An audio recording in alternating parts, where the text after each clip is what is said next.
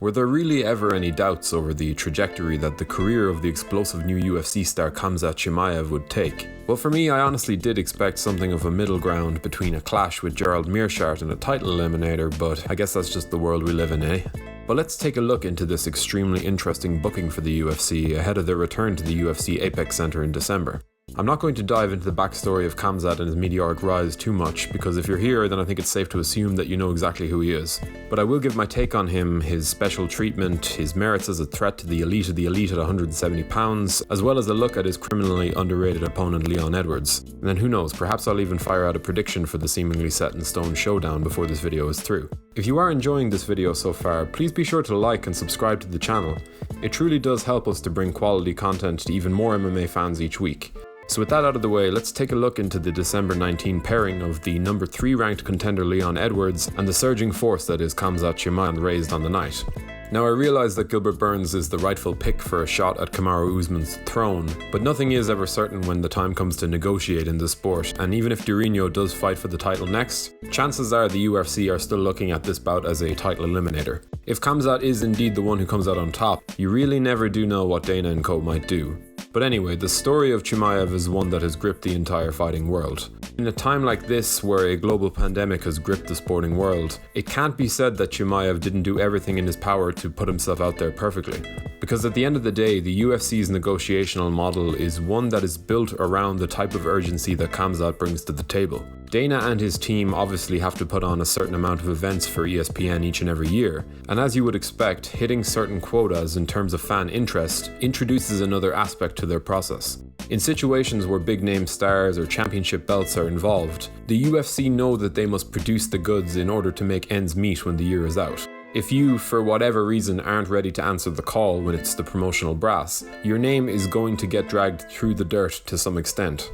We've seen this on countless occasions. Dana White will address the media, telling them that fighter X doesn't want to fight. If he doesn't want to fight, what can I, the promoter, do? We're looking for people who want to fight. It's a sneakily effective tactic, and whether it's for personal reasons, injuries, or anything in between, the idea that a red-blooded fighter would want to wait until they feel they can best perform has been demonized to some extent. Khamzat Chimaev is a promoter's dream in this sense, and his rewards along the way have been coming as a result of Dana's desire to make a point. I'm not saying Khamzat isn't deserving of his special treatment. With talent that is clear as day and the perfect attitude, he deserves every bit of it. But still, it's an important note to make because this, in my eyes, is a highly toxic part of the sport at its highest levels. Again, I'm not mad at the decision to give Khamzat a huge jump in competition, and the fan in me is actually quite excited to see how it goes. But even a fighter like Israel Adesanya, who made an explosive leap through his division upon joining the UFC, was made to do so under normal circumstances. Khamzat is going from a trio of unranked wins to the number 3 ranked welterweight in the world. If Chimaev is indeed all he appears to be, Leon Edwards will serve as the perfect test for him and his lofty ambitions. And for Edwards, his unfortunate placement as the forgotten man of the welterweight title picture is something that has seen many fans turn on him to some extent. For me, he could well be the most underrated fighter in the UFC today. A truly technical talent that has such a solid grasp of all facets of the sport, but doesn't really have a single defining skill to point to. And if we're looking at this matchup on paper, it's difficult to know where to begin. A lot of the time, we validate fighters' skills based on the level of competition they're able to apply it to. When a top prospect is making waves, we mainly have to dip into speculation when managing our expectations.